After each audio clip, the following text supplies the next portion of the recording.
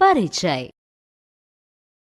रिया bank में गई तथा उसने शाखा प्रबंधक से कहा, मैं अपने खाते से 100 रुपये निकालना चाहती हूँ।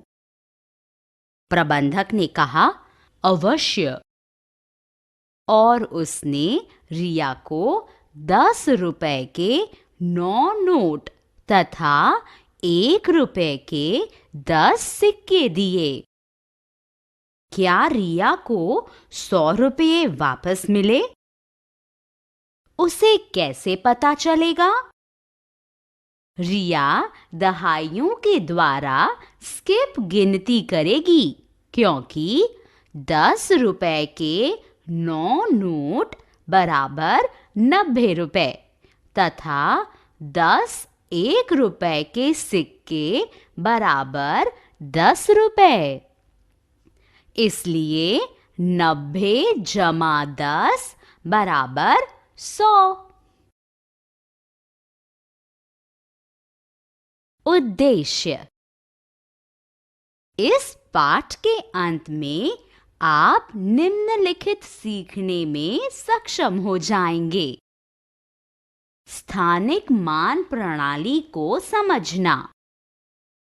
कोई विशिष्ट संख्या को 10 और 1 के विभिन्न संयोजनों में रखना।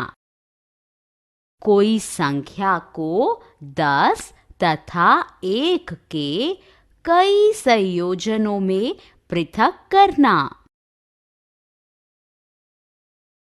स्थानिक मान।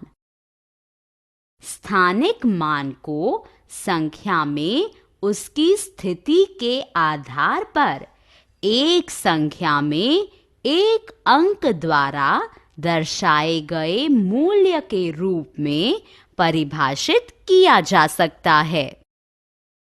यहाँ स्थान या स्थिति तथा किसी संख्या में अंकों के स्थानिक मान के बीच संबंध को दर्शाता हुआ एक उदाहरण दिया गया है।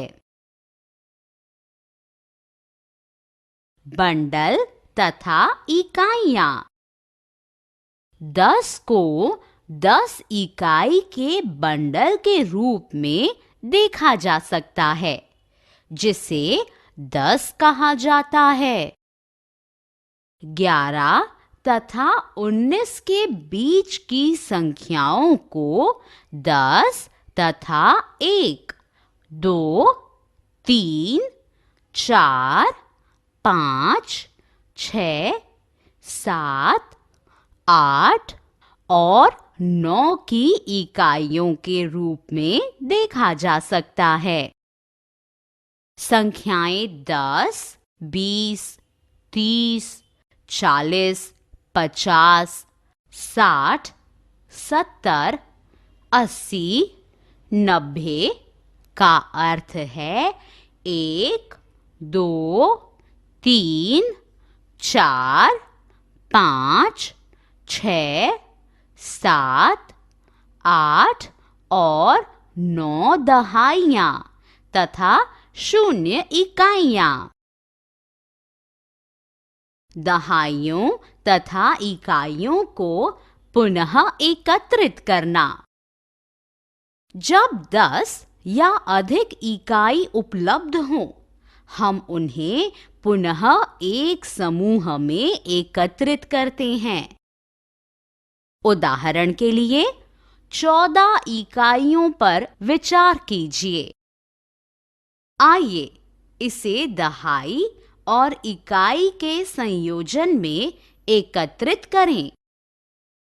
14 इकाइयों को इस प्रकार से लिखा जा सकता है।